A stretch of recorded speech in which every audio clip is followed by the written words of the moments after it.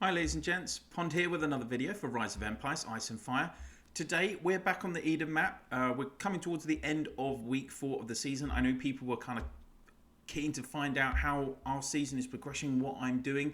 So apologies for this video coming out a little bit later than my regular release slot today. I have actually been really grinding hard on upgrading my tiles to level 15. For whatever reason, the devs seem to reduce the frequency of level 15 tiles on the map, so it is quite a grind to push all your level 14s up to level 15. And yeah, that's what I've been doing the last 36 hours.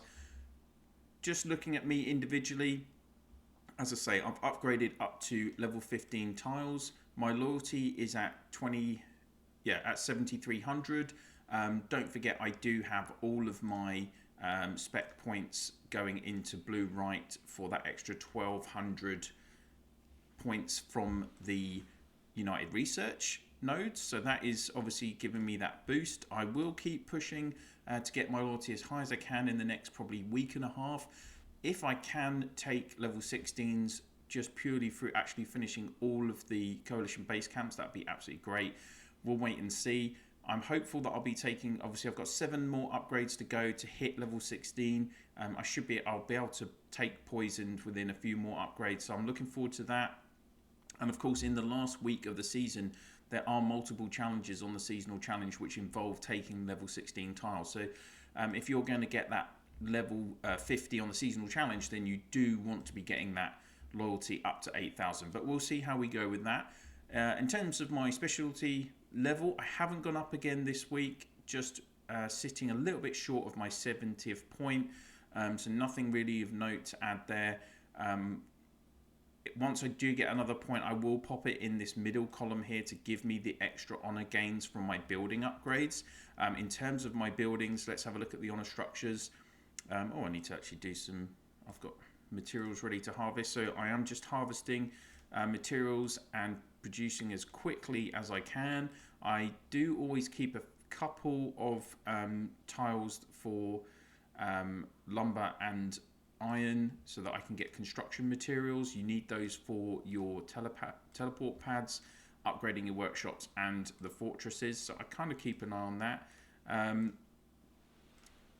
In terms of my actual buildings, I've upgraded my frontline workshop this week to level 15. That is one of the challenges on seasonal challenge because I wanted to get my level as high as possible. I've left the other 3 at level 10. For me right now, I have nearly swapped all of my tiles over to level 15s. I've only got 4 non-functioning quarries and just the 1 abandoned farm that aren't level 15s.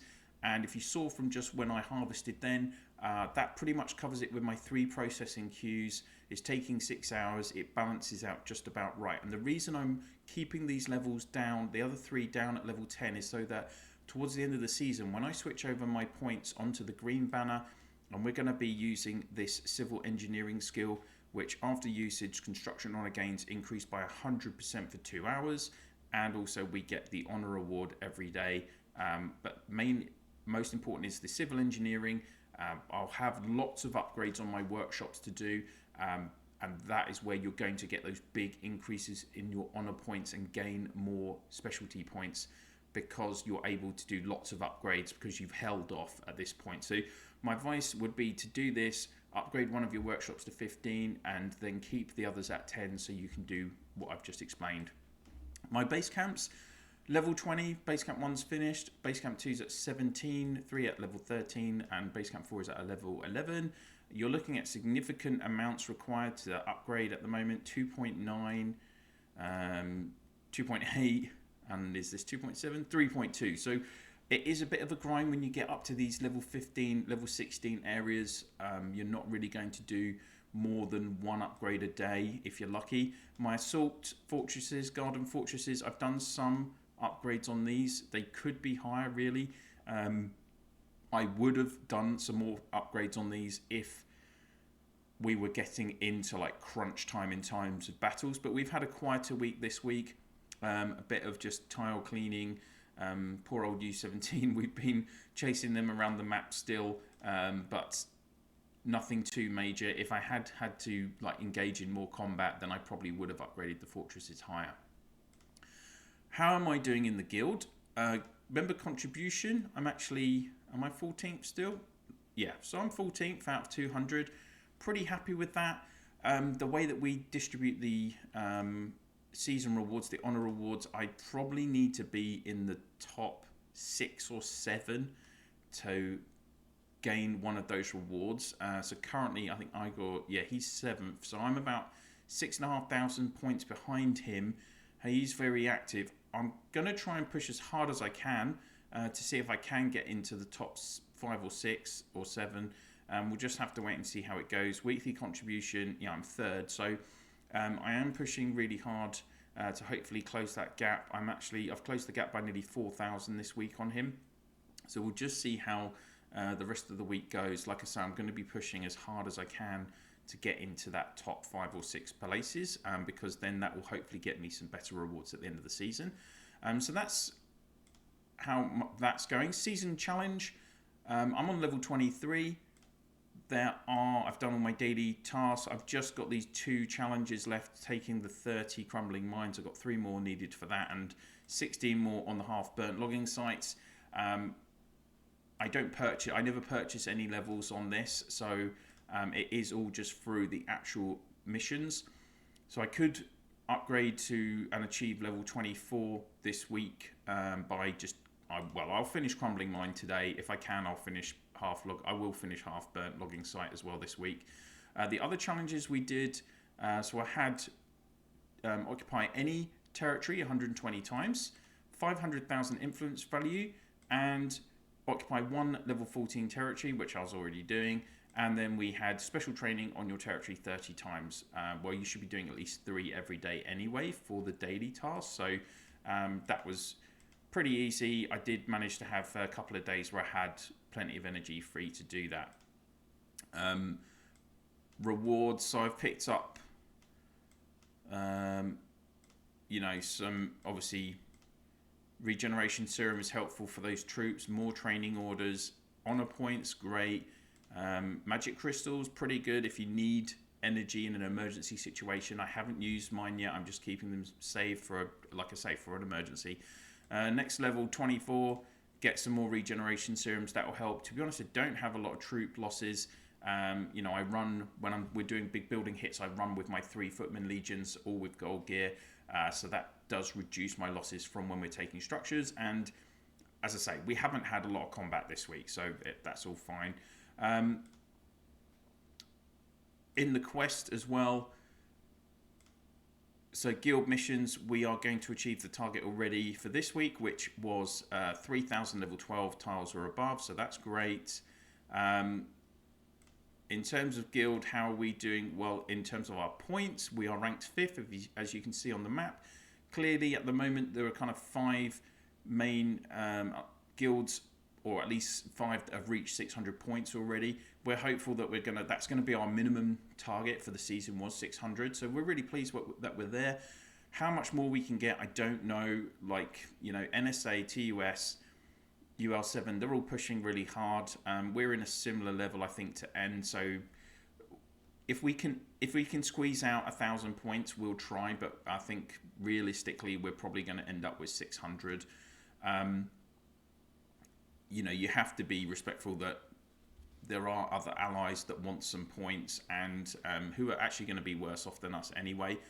So I can't be too critical about that. The guild has reached level 50 though, so that's really great. So our guild development, we pushed past level 40. We've definitely got X5 Legendary Selection card reward from this. And on my personal achievement, I've just pushed past 10,000 points today. So I've already guaranteed myself a S1 to S4 Legendary Selection recruitment ticket, 10,000 gems and 30,000 honor coins. I'm going to be working my way towards 15,000. Hopefully I'll hit that. That's probably going to be another 2 weeks worth of work.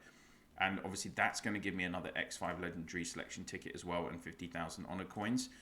In terms of the rewards for the guild right now, so we're at Conquest Reward 1 level at the moment. So that's the Guildmaster reward. We get this level here.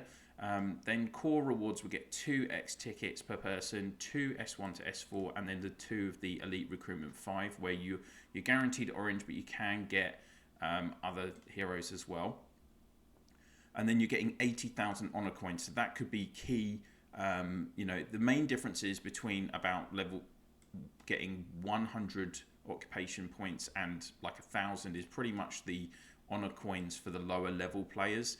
Powerhouse, which is what the reward I would get right now, I would get 1 X5, 1 S1 to S4, and then 2 of the Elite Recruitment 5 tickets. You can see you still get the same amount of gems, honor coins, gold, and resource bundle if you're in the powerhouse or if you're in the core. But obviously getting those extra couple of tickets for an S1 to 4 hero and an obviously an X hero, that's what we're all after, guys, isn't it? So that is kind of where we're at with that. If we look on the map, let's just kind of have a look. A lot of the capitals have been taken. So you'll see up here, we did actually take a level 5 capital on Thursday. I was really hoping that I'd be able to record that for you, but in real life, I had a personal commitment that I just couldn't miss. So, real life takes precedent over the game. And so I just missed taking that. But we took the capital. I did manage to take part in it, and we actually did a really good job. We took the capital, I think, in about 40 minutes. So it was really nice, effective, efficient hit. And you can see that NSA have taken one of the inner capitals as well. There's 3 left in that area, and then you've got the Ancient Temple as well.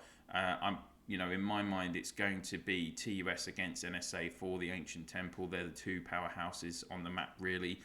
So it's going to be interesting what happens there. Whether they just fight it out or whether they come to an agreement to split these inner capitals. I know that's what 2 of the guilds did in the previous season, but that was a much more peaceful map, and it was easy for the 3 big guilds, including us, to get top rewards on that map. As you can see from the amount of different colours, there's quite a lot going on here. Interestingly, that capital hasn't been taken yet, actually, but there's a mixture of colours here. And there are a few towns left.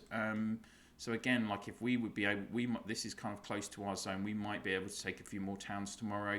Going to see what happens in that regard. We've had a pretty peaceful day today on the map as well. So other than that, not a lot happening. So just, week 4, it's been okay. It's a really hard graft.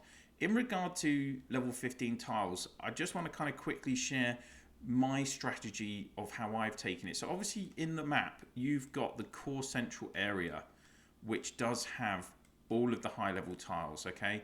And often, the top end alliance guilds are not keen on you accessing this area. This is obviously the most fought after area because, the higher the level of the tiles, the easier it is to gain the materials, the easier it is to get the maximum loyalty. You need the maximum loyalty to take the Ancient Temple. So access to this is kind of restricted by the powerhouse guilds usually. Now we do have some, this is my guild here. We do have some zones and some tiles in these areas.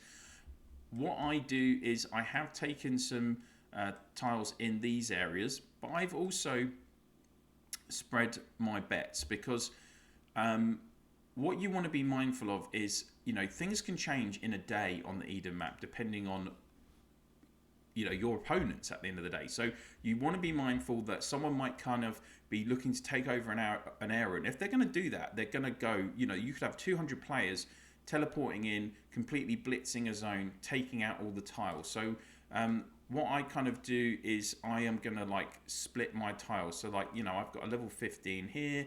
I've got tiles in outer zones. So you can see on the marks here that the numbers vary quite a lot. So I did kind of search the outer areas. Actually, let's just go to the map view. That would be easier, wouldn't it?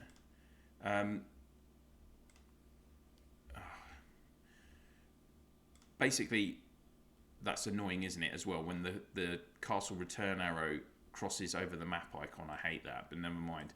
But anyway, the point is, here we go.